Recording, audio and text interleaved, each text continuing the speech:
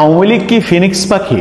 আওয়ামী লীগ কি আবার ফিনিক্স পাখির মতো ফিরে আসবে, আবার বাংলার আকাশে উড়বে, আগের মতো দাপট দেখাবে? এবারের দাপটটা অনেক সহনশীল দাপট হবে, এবারের দাপটটা মানুষ ভালোবেসে বুকে জড়িয়ে নেবে, সেরকম অবস্থা কি আওয়ামী লীগ তৈরি করতে পারবে?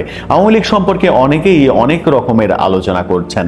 অনেক আলোচক আওয়ামী লীগ ফিরে আসবে, আরো বহুগুণ গতিসম্পন্ন হয়ে ফিরে আসবে, এমন আলোচনা যেমন করছেন। আওয়ামী লীগের নেতারা যারা পালিয়ে গেছেন তারাও বিভিন্নভাবে বিভিন্ন গণমাধ্যমের সঙ্গে সাক্ষাৎকারে, ফেসবুক পোস্টে ফিরে আসার বাণী শোনাচ্ছেন।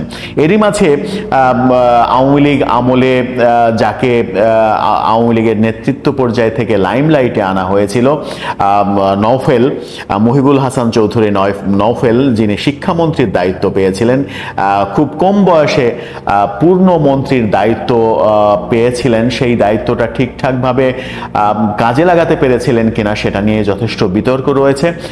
তার একটা সাক্ষাৎকার ফার্স্ট পোস্টে, গণমাধ্যম ফার্স্ট পোস্টে প্রকাশিত হয়েছে। সেখানে তিনি নানা রকমের কথা বলার চেষ্টা করেছেন। সেখানে তিনি আওয়ামী লীগ ফিনিক্স পাখির মতো ফিরে আসবে এমন কথা যেমন বলেছেন, তেমনি আবার বিতর্কিত কিছু কথাও বলেছেন। মহিবুল আলম চৌধুরী নওফেল, তিনি আওয়ামী লীগের ফিরে আসার যে বার্তাটা দিলেন, সেই বার্তাটা আসলে কেমন বার্তা? একটু বিদঘুটে বার্তা হয়ে গেল, নাকি আশা জাগা নিয়ে বার্তা হলো? পালিয়ে থাকা যে নেতারা রয়েছেন, অনেকে বলেন যে তাদের মধ্যে মোটামুটি স্বচ্ছ ইমেজের নওফেল, আবার অনেকে বলেন যে নওফেলকে শিক্ষামন্ত্রী করার ফলেই শিক্ষাক্ষেত্রের ধারাবাহিক যে অবনতি, সেই ধারাবাহিক অবনতির আরো বেশি অবনতি ঘটেছে, এমন সমালোচনাও তার বিরুদ্ধে রয়েছে। কি বলার চেষ্টা করলেন তিনি? আওয়ামী লীগ সত্যি সত্যি ফিনিক্স পাখির মতো ফিরে আসবে বলে মনে হয় কিনা, সেই আলোচনা করব এই ভিডিওতে। থাকবেন ডেসক্রিপশন বক্সে লিংক দেওয়া থাকবে, সেখান থেকেও আপনারা দেখে নিতে পারেন প্রজাপতির কার্যক্রম। চলে যাচ্ছি মূল ভিডিওতে। বলছিলাম আওয়ামী লীগের সাবেক শিক্ষামন্ত্রী নওফেলের কথা। তিনি ফার্স্ট পোস্টে একটা সাক্ষাৎকার দিয়েছেন, সেখানে নানা কথা বলেছেন। আওয়ামী লীগ ফিরে আসবে, আওয়ামী লীগ কি কি উদ্যোগ নেবে, সেরকম নানা আশার কথা শুনিয়েছেন। কিন্তু আশার মধ্যে আমার ব্যক্তিগত অবজারভেশন হচ্ছে, আশার মধ্যে তিনি ভয়াবহ একটা বার্তাও দিয়েছেন যে আওয়ামী লীগ কিভাবে ফিরতে চায়। আওয়ামী লীগ ধর্মাশ্রয়ী দলগুলোর ওপরে, কাঁধের ওপরে ভর করে ফিরতে চায়, এমন ইঙ্গিত তিনি দিয়েছেন, যেটা আওয়ামী লীগের জন্য খুবই বিপজ্জনক হবে।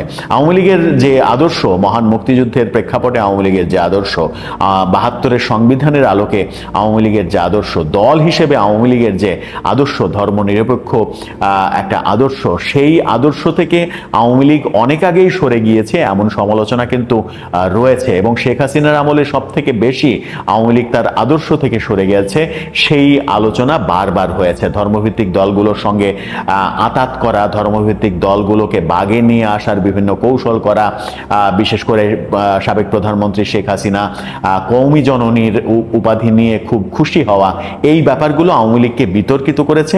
এবং আওয়ামী লীগ যে ক্ষতিগ্রস্ত হয়েছে এই কাজগুলো করতে গিয়ে, সেটা ৫ আগস্টের পতনের পরে নানাজন আলোচনা করার চেষ্টা করেছেন।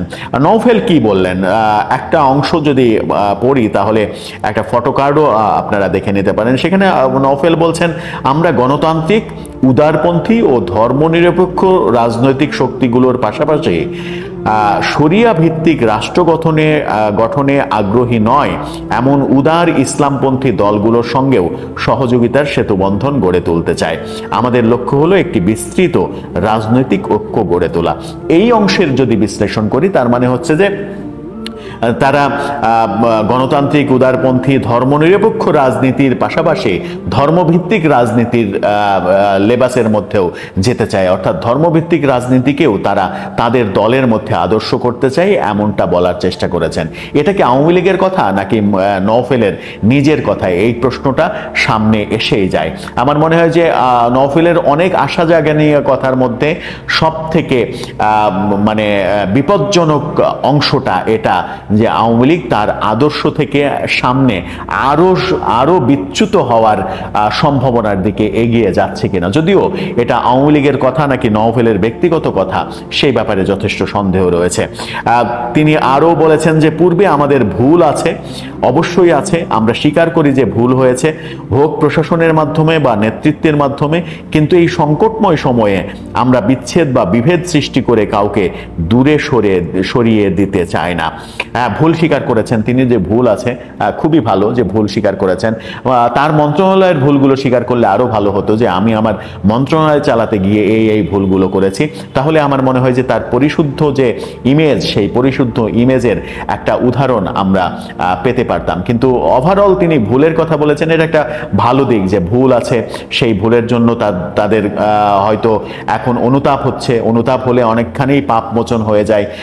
তারপরে তারা ক্ষমা চাইবে কিনা সেই প্রসঙ্গ তো আছেই, কিন্তু বিভেদ সৃষ্টি করতে চান না তারা, এই কথা বলেছেন। বিভেদ সৃষ্টি কাদের সঙ্গে করতে চান না?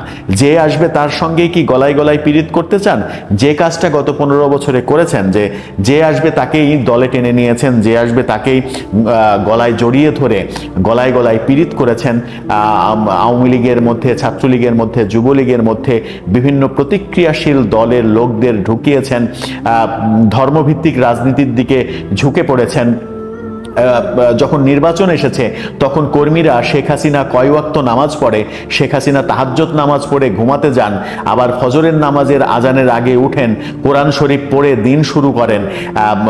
শেখ হাসিনা নিজেও সংসদে বলেন যে আমি ঘুম থেকে উঠে প্রথমে জায়নামাজ খুঁজি। এই যে মানে ধর্মভিত্তিক আত্মপ্রচার, এই ধর্মভিত্তিক আত্মপ্রচারগুলো করে আসলে ধর্ম ব্যবসায়ীরা, যেটা আওয়ামী লীগের কাজ হওয়ার কথা নয়।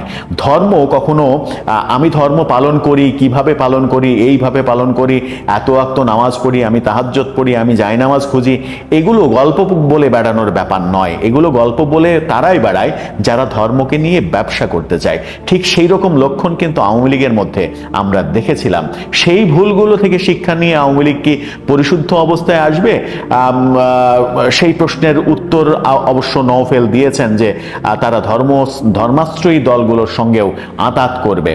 কিন্তু এটা যদি আওয়ামী লীগের অবস্থান হয় তাহলে খুবই ভুল অবস্থান। আবার ফিনিক্স পাখির মতো আওয়ামী লীগ ফিরে আসবে, আওয়ামী লীগ বহুগুণ শক্তি নিয়ে ফিরে আসবে, শক্তিধর হয়ে ফিরে আসবে।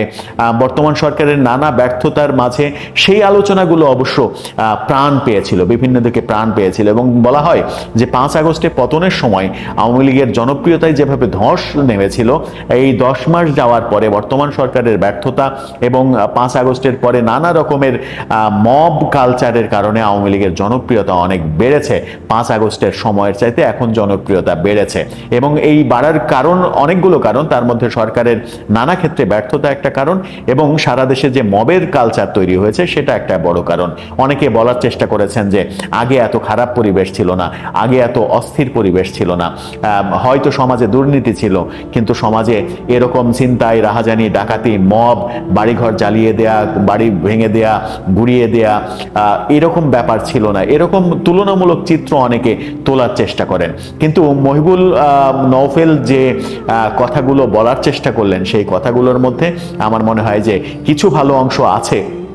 কিন্তু যখন আওয়ামী লীগের কোনো সাবেক মন্ত্রী বলেন যে যারা ধর্মাশ্রয়ী দল তাদের সঙ্গেও যোগসাজশ করে সামনের রাজনীতি এগিয়ে নেবেন, তখন সন্দেহ হয় যে বঙ্গবন্ধুর আওয়ামী লীগ সত্যিই তার জায়গায় আছে নাকি যোজন যোজন মাইল দূরে সরে গেছে।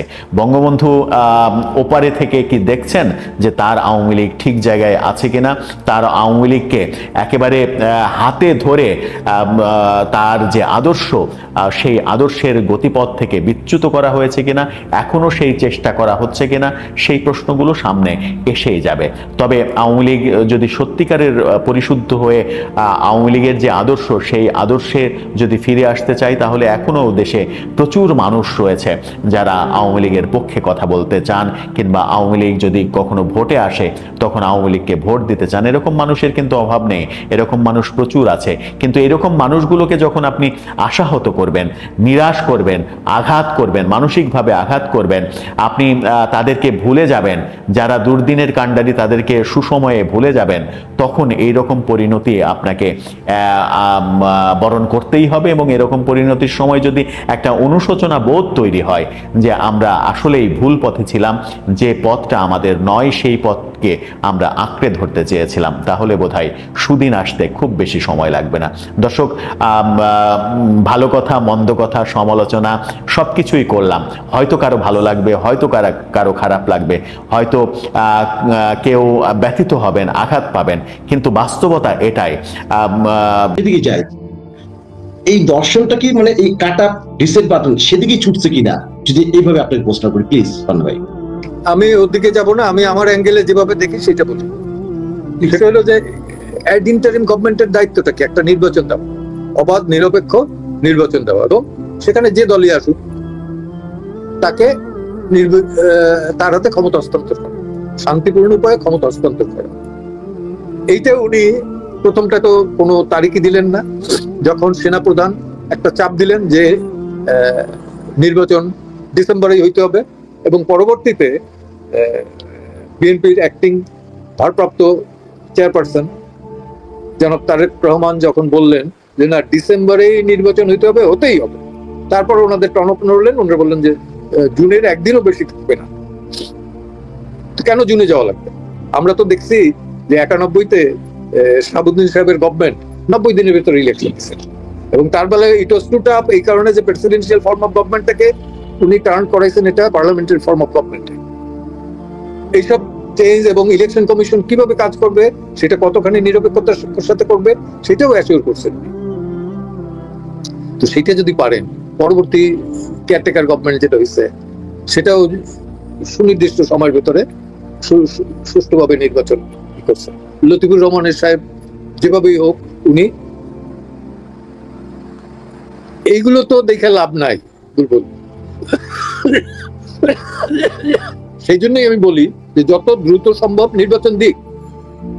কিন্তু সরকার থেকে যেটা বলা হচ্ছে, যেমন রিজান হাসান উনি উপদেষ্টা, উনি বলছেন যে 53 বছর রাজনীতিবিদরা কি করছে, আর সরকার থেকে যে বা এনসিপি নতুন দল তাদের থেকে বলা হয় যে এটা এই সরকারটা শুধু নির্বাচনের জন্য আসেনি, তারা গণম্যান্ডেট নিয়ে আসছে, এইভাবে কথাগুলো বলা। তারা তো নির্বাচন, আপনি যে তারিখ যে কথাটা বললেন, আমি সেটা দর্শকদের জন্য একটু দেখিয়ে দিচ্ছি স্পষ্ট বচনটা। অন্তর্বর্তীকালীন সরকারের প্রতি আহ্বান, আগামী ডিসেম্বরের মধ্যেই জাতীয় নির্বাচন অনুষ্ঠিত হতে হবে। সে বৃহত্তর দলের প্রধান, সেকেন্ড প্রধান, উনি যখন এইভাবে বলে, এখন কি এই কনফ্লিক্ট ডিসেম্বরে হতে হবে, জুনে যেতে হবে, বা সরকার প্রধান আমাদের উপদেষ্টা প্রধান উনি আবার বলছে যে সব দল নয়, শুধুমাত্র ডিসেম্বরে একটি মাত্র দল নির্বাচন চায়।